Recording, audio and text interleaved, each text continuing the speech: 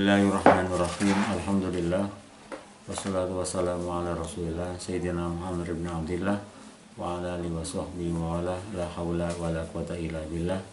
Subhanaka la ilma lana illa ma 'allamtana innaka antal alimul hakim. Kita lanjutkan di pertemuan yang ke-9 sesuai dengan urutan SAP.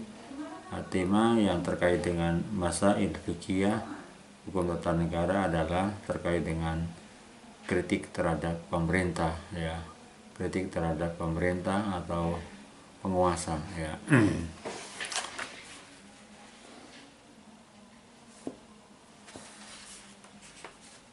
Sebagaimana kita ketahui bahwa dalam sistem demokrasi bahwa kritik itu adalah bukan sesuatu hal yang tabu. Kritik adalah salah satu ciri daripada sebuah negara demokrasi, ya. Di mana demokrasi adalah pendapat mayoritas dipandang sebagai sebuah ekspresi dari kehendak rakyat. Nah, oleh karena itu pihak minoritas tidak mempunyai pilihan selain tunduk dan mengikuti kepada pendapat mayoritas, ya. Oleh karena itu dalam demokrasi kita mengenal dengan istilah namanya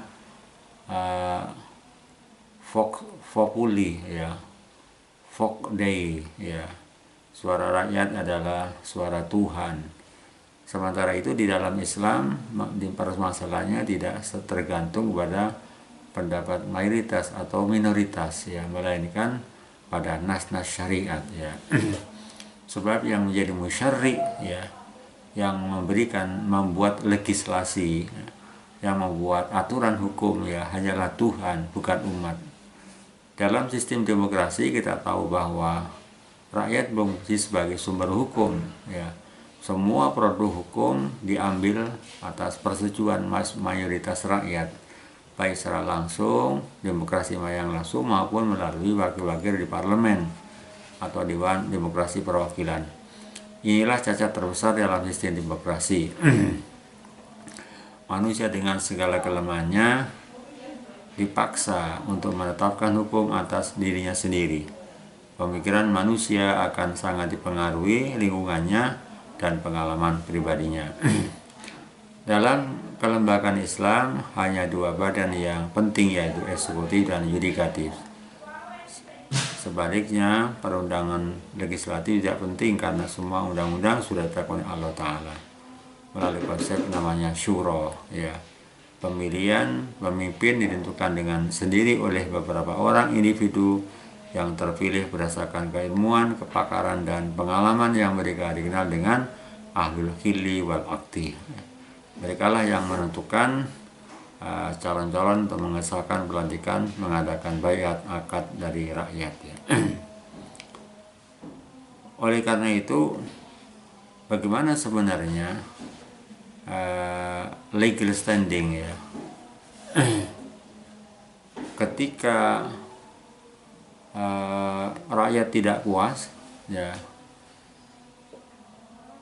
melakukan sebuah kritik terhadap pemerintahan yang legitimate, ya, karena mungkin ada di antara kelompok tertentu yang merasa tidak puas terhadap jalannya roda pemerintahan, atau istilah disebut dengan namanya oposisi. Bagaimana oposisi dalam Islam itu, ya? Bolehkah oposisi dalam Islam? Dalam beberapa hadis ada beberapa landasan tekstual, ya, hadis yang memberikan legalitas terhadap adanya posisi dalam Islam, adanya kritik terhadap penguasa, ya. Karena bagaimanapun kekuasaan itu adalah the power is corrupt. Jadi kekuasaan lebih cenderung kepada adanya penyalahgunaan, ya, penyimpangan, ya. Ada beberapa teks yang dikutip oleh beberapa ruwatul hadis, rijalul hadis. Hadis yang pertama adalah hadis yang diriwayatkan oleh Abi Dawud, ya, haddatsana Muhammad bin Ubadah al-Wasiti Diriwayatkan dari Abi Sa'id Al-Khudri, haddatsana Yazid yakni ibn Harun, akhbarana Israil, haddatsana Muhammad bin Juhadah an Atiyah Al-Aufi an Abi Sa'id Al-Khudri radhiyallahu anhu qala Rasulullah ya afdul jihadi kalimatu haqqin kalimatu adlin inda sultanin jairin au amirin jairin.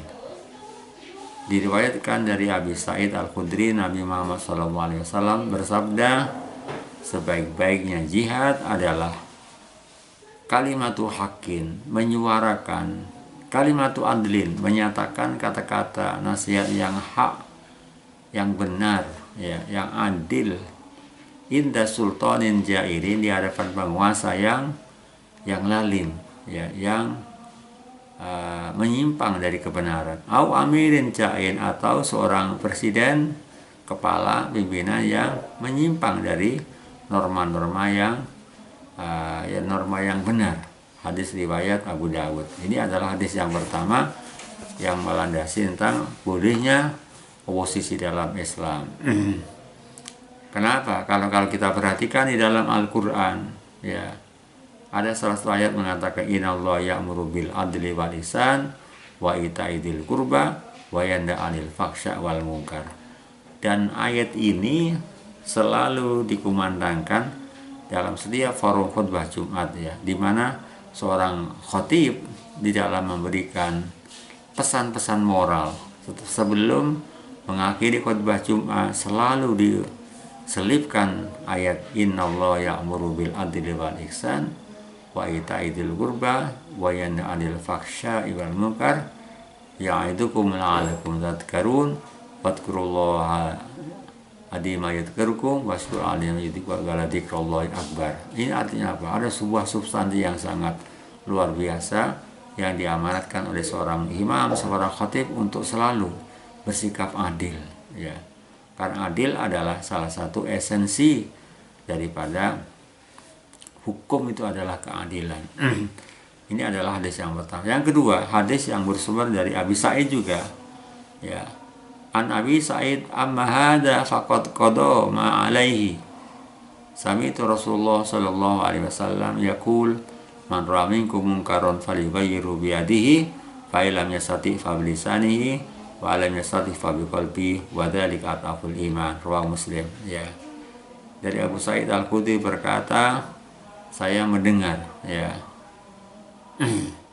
saya mendengar Rasulullah SAW bersabda, barang siapa di antara kamu yang melihat kemungkaran, falyughayyirhu, maka hendaklah dia merubahnya, biyadihi, dengan tangannya. Fa illam yastati, apabila tidak mampu, maka hendaklah merubah dengan lisannya, ya. Fa illam yastati, jika tidak mampu, maka ialah merubah dengan hatinya. Wa dzalika ataful iman, ya. Maka itu adalah keimanan yang paling lemah. Hadis riwayat Muslim, ya.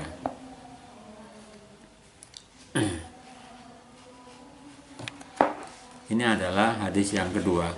Kemudian hadis yang ketiga, An Sa'id Al-Khudri radhiyallahu anhu wa an Qais bin Muslim an Tariq bin Syihab an Nabi Sa'id Al-Khudri qala akhraja Marwan al-minbar fi yaumi idin fa bada'a fi khutbah qabla sholati fa qala rajulun ya Marwan khalafta sunnah akhrajta al-minbar fi hadzal yaum wa lam yakun yukhraju wa ba'da bil khutbah qabla sholati wa lam yakun bida'u biha fa qala Abu Sa'id amma hadza faqad qadama alaihi. Sami'tu Rasulullah SAW yaqul man ra'a minkum munkaran fastata'a yughayyiru bi yadihi falyughayyirhu bi yadihi wa illam yastati' fa bi lisanihi fa illam yastati' bi qalbihi wa dzalika adhaful iman. Jadi substansinya hadis ini adalah sama, cuman redaksinya, takmirnya, ibaratnya berbeda. Dari Abi Sa'id dan dari Qais bin Muslim, dari Tariq ibnu Syihab, dari Abi Sa'id, ia berkata, Marwan keluar dari mimbar pada hari raya, kemudian ia memulainya dengan khutbah sebelum sholat. Maka barilah seorang laki-laki dan ia berkata, wahai Marwan, kamu telah menyalahi sunnah Rasulullah. Kamu keluar dari mimbar pada hari raya sementara tidak seorang pun yang keluar darinya. Lalu kamu memulai dengan khutbah sebelum sholat, padahal tidak seorang pun yang mulai dengan khutbah. Lalu Abu Sa'id berkata, hai, hal ini telah diputuskan oleh Rasulullah SAW. Aku mendengar beliau bersabda, siapapun di antara kamu, ya, man ro'a minkum mungkaron, barang siapa di antara kamu yang melihat kemungkaran, ya, fastato'a, jika ia mampu, ya, ayyghayrahu, ya, hendaklah mengubahnya, biadihi, dengan tangannya, ya, falyughayyirhu biyadihi, maka rubahlah dengan tangannya, ya. Wa illam yastati, ya, fastato'a biyadihi falyughayyirhu, fa illam yastati, kalau tidak mampu dengan tangannya. Jadi tangannya di sini ada yang memberikan makna dengan kekuasaan. Kalau seorang kepala daerah, bupati misalnya, dengan membuat perbu, ya, apa, ya, itu perka misalnya, ya. Kalau DPR adalah dengan membuat perda, ya, itu artinya mana falyughayyirhu biyadihi, ya, dengan merubahlah dengan kekuasaan, dengan power, ya. Fa illam yastati, jika tidak mampu, ya, hendaklah ia merubahnya apa, dengan hatinya. Wadzalika, yang demikian adalah selama-lamanya iman. Hal itu adalah selama-lamanya iman. Jadi hadis-hadis di atas adalah hadis yang bicara tentang oposisi dalam Islam, ya. Kita tahu apa oposisi adalah, dalam bahasa Inggris opposition, ya. Dalam bahasa Latin disebut oppositus, ya. Opponere, ya, menghadapkan, membantah, menyanggah, menentang.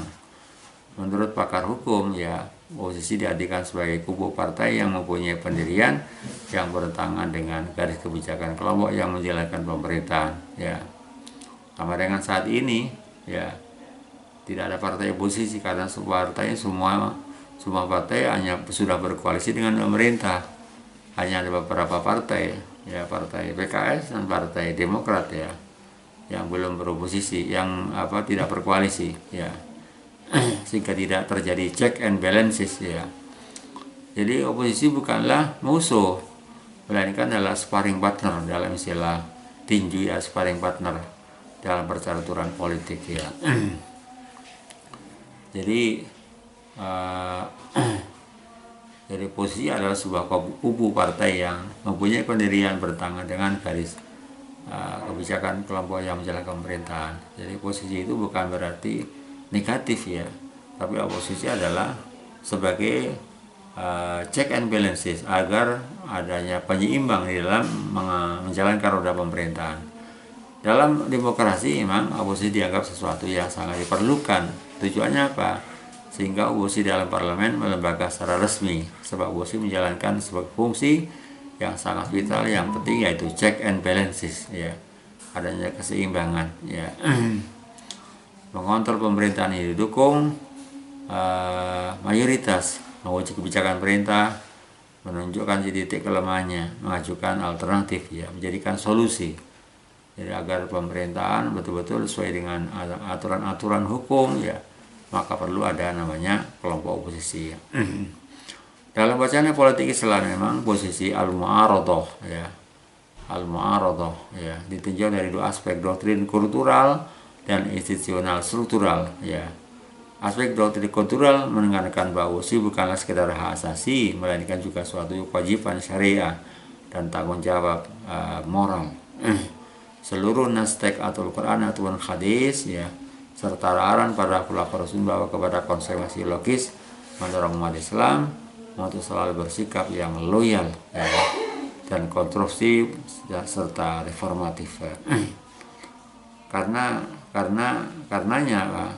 apa? Karena memang fokus dasar perintah syariat adalah al-amru bil ma'ruf wan nahyi 'anil munkar wal takum minkum ummatun yad'una ilal khairi wa ya'muruna bil ma'ruf wa yanhauna 'anil munkar. Itulah pesan-pesan moral yang diberikan oleh Al-Quran kepada umatnya.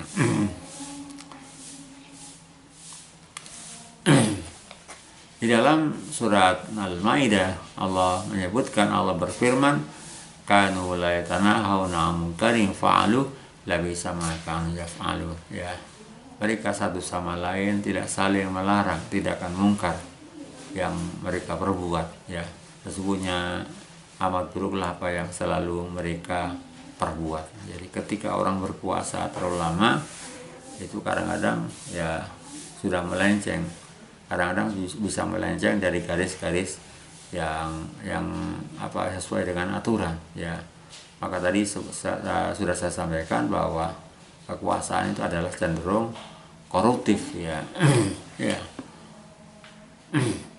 Inilah kebalikan watak Islam yang menjadikan amar ma'ruf dan nahi munkar sebagai budaya dan mental umat yang sebagai model pembentukan, ya, masyarakat madani berjaya dan khairu ummah, ya. Kuntum khairu ummatin ukhrijat lin-nasi ta'muruna bil ma'ruf wa tanhauna 'anil munkar, ya. Bahkan ayat lain mengatakan lakum minkum ummatun yad'una ilal khair. Nah, dan hendaklah di antara kalian semuanya sebagai ummah, sebagai komunitas, ya, yang selalu memerintahkan untuk berbuat baik dan memerintahkan ya'muruna bil ma'ruf, yang selalu memerintahkan mengajak berbuat baik, wayanhauna 'anil munkar, dan mengakhiri kepada perbuatan yang mungkar.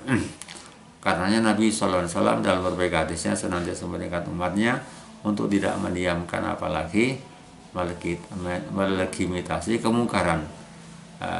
Bahkan beliau mendorong umatnya untuk siap berdiri di garda terdepan dalam perjuangan menentang segala bentuk kezaliman. Jadi kritik pada dasarnya sesuai dengan tema pertemuan kita itu adalah boleh, ya, selama kritik itu adalah konstruktif, ya, dalam rangka al-amru bil ma'ruf wa nahyu 'anil munkar. Ya. Ada seorang sejarawan bernama Lord Exton, ya,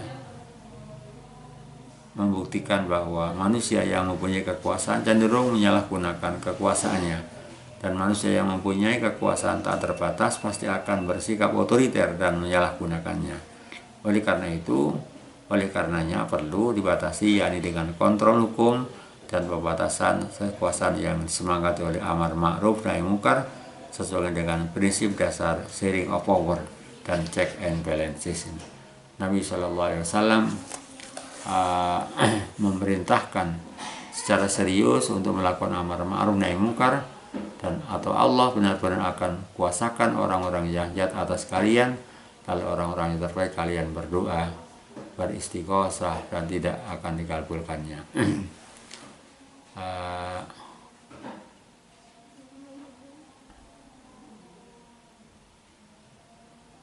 Bahwa di dalam hadis lain disebutkan, dalam riwayat Ibnu Majah disebutkan, afdhul jihadi kalimatu haqqin ala imamin jairin, ya. Jadi yang hebat adalah menyuarakan kebenaran, keberanian bersikap, menyatakan apa adanya, menyuarakan kebenaran di hadapan penguasa yang otoriter, penguasa yang zalim. Ya. Dalam implementasinya, bahwa para sahabat bersama-sama Rasulullah dan generasi salaf, ya, sangat komit dengan doktrin oposisi yang dijiwai semangat amar ma'ruf nahi munkar, dan hal itu bukan menjadi hal yang tabu serta asing bagi budaya sosial politik mereka. Abu Bakar Siddiq sebagai pemerintahan pertama sepeninggal Rasulullah adalah pelopor gerakan oposisi rakyat terhadap pemerintah dan mengawasi roda pemerintahannya, mengevaluasi dan meluruskannya. Kalau kita ingat kepada pidato Abu Bakar radhiyallahu anhu ketika beliau dilantik menjadi seorang Amirul Mukminin, ya, sebagai seorang khalifah, beliau menyatakan dengan pernyataan yang sangat tegas, ya, ayuhan nas, ya, qad wallitu alaikum walastu bi khairikum, wahai manusia, wahai rakyat, ya, qad wallitu alaikum, kau telah menjadikan aku sebagai pemimpin kalian. Walastu bi khairikum, ya, dengan mengatakan lastu bi khairikum, aku bukanlah orang yang terbaik di antara kalian semua, ya.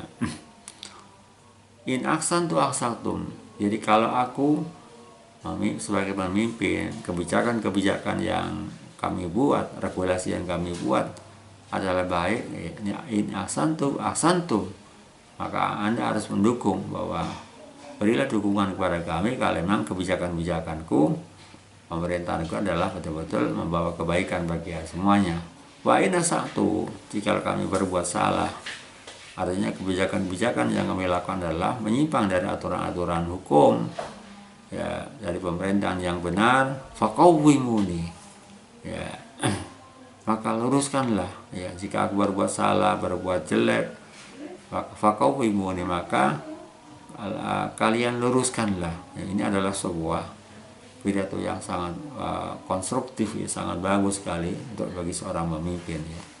Dan itu menjadikan keteladanan, ya.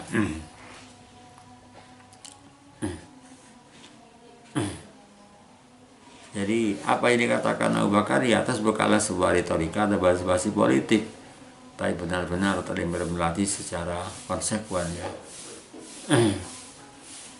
Pada saat umat Islam membebaskan daerah Irak misalnya, Syam dan Mesir pada masa Khalifah Umar bin Khattab, timbullah gerakan oposisi kalangan militer yang ikut kebebasan daerah tersebut terhadap kebijakan umat tentang otonomi dan esensi daerah pembebasan yang tidak akan dibagi kepada pasukan pembebasan mengingat proyek ke depan, ya. Jadi Umar pernah mengambil kebijakan yang tidak pro kepada kepada pasukannya, dan itu terjadi semacam pertentangan, ya. Tapi dengan tujuan adalah dalam rangka ghanimah itu tidak dibagikan kepada seluruh pasukan perang, ya.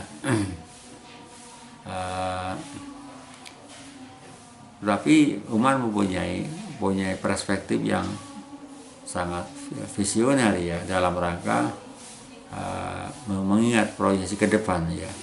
Dengan sabar dan bertawakal pada Allah, akhirnya masalah tersebut bisa diselesaikan antara Umar dengan para pasukan perang, ya, para militer yang mereka berada di kota Irak dan di kota Syam dan Mesir, ya.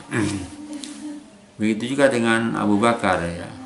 Setelah dibaiat sebagai khalifah, sebagian sahabat menolak untuk memberikan baiat dan ikut dalam pemerintahannya, serta memilih menjadi posisi, di antaranya ada Sa'ad bin Ubadah, ya. Dan hal itu juga didukung oleh Abu Bakar, ya. Bahkan di dalam beberapa Ibnu Athir misalnya, ketika Abu Bakar dilantik juga Ali juga tidak menerima, ya. Bahkan ada yang mengatakan sampai sekian bulan, ada yang mengatakan lebih 3 bulan baru Ali itu adalah menerima terhadap pelantikan Abu Bakar dalam sebuah riwayat, ya. Kalau kita kembali pada sejarah, ya, sejarah Islam, yang bahwa banyak barisan oposisi justru dikerap kali dipelopori para ulama besar yang sadar politik dan menjaga independensi industri keulamaan, ya. Untuk tetap dipercaya umat sebagai panutan yang membendung arus sekularisasi dalam pemerintahan, ya. Di antara adalah ada Zaid bin Musayyab di Madinah, ya. Sebagaimana Imam Ad-Dabi menyebutkan bahwa dia menolak pesertanya dalam pemerintahan dan memberikan baiat kepada Abdul Malik bin Marwan pada pemerintahan masa Umayyah, ya. Inilah ada beberapa kasus-kasus yang terkait dengan adanya kritik terhadap pemerintah, ya. Jadi kritik bukanlah sesuatu yang tabu, kritik bukan sesuatu yang aib, ya. Tapi bahwa kritik adalah sebuah wacana implementasi wacana politisi, perlu adanya reposisi dan reaktualisasi yang terkait dengan kelembagaan, ya. Adapun etika posisi yang harus dipegang oleh semua pihak adalah ketika etika amar ma'ruf ya dan nahi mungkar ya, sebagaimana misalnya etika perbedaan pendapat, fikul ikhtilaf ya. Jadi perbedaan pendapat adalah sesuatu yang wajar, sesuatu yang tidak haram ya. Karena ikhtilaf urmatur rahmatun, perbedaan pemikiran di antara berbagai macam kaum dan umat adalah sebuah hal yang bisa membawa rahmat. Jangan sampai timbul terjadi bahwa ikhtilaf rahmati nikmatun, perbedaan pemikiran di antara umatku adalah menjadi sebuah bencana. Karena itu tujuan Busi adalah meluruskan, memberikan input positif dan memperbaiki, bukanlah menjatuhkan ya. Adapun di antara landasan-landasan moral oposisi adalah sebagaimana disampaikan oleh Yusuf Al-Qaradawi di Imam Al-Ghazali, antara lain satu adalah ikhlas karena Allah SWT serta demi kemaslahatan umat dan bangsa, bukan karena nafsu. Yang kedua, meninggalkan fanatisme terhadap individu, partai ataupun golongan. Yang ketiga adalah berprasangka baik dan positif thinking terhadap orang lain. Yang keempat, tidak menyakiti dan mencela. Yang kelima adalah menjauhi debat kusir dan ngotot tanpa argumentasi yang logis. 6. Dialog dengan cara sebaik-baiknya. 7. Bersikap adil dalam menilai dan bersikap. Ke-8. Memperhatikan skala prioritas, artinya strata bobot pentingnya masalah dan memakai fikih muazanah ya, pertimbangan sisi masalah dan mudaratnya. 9. Mengedepankan persatuan dan menjauhi perpecahan. Yang kelima adalah arif, dewasa dan bijaksana serta mampu mengontrol emosi sebagaimana yang disebutkan dalam surat An-Nahl ayat 125. Itulah beberapa landasan moral ya yang disampaikan Yusuf Al-Qaradawi dan Imam Al-Ghazali terkait dengan sikap oposisi agar selalu memegang etika dan dalam rangka menegakkan amar ma'ruf dan nahi mungkar. Baik, saya kira itu beberapa poin-poin ya, poin-poin tes yang terkait dengan tema kritik terhadap pemerintahan atau kepada presiden, yang tadi sudah saya bacakan beberapa landasan-landasan teologisnya terhadap adanya kritik terhadap penguasa atau posisi dalam Islam. Saya kira itu kurang lebihnya, mohon maaf, dan barangkali ini adalah menjadi bahan diskusi kelas di antara beberapa di antara kelompok yang ada di kelas ini. Saya kira itu, terima kasih. Mari kita tutup dengan doa kafarat majelis. Bismillahirrahmanirrahim. Subhanaka Allahumma wa bihamdika asyhadu an la ilaha illa anta astaghfiruka wa atubu ilaik. Assalamualaikum warahmatullahi wabarakatuh.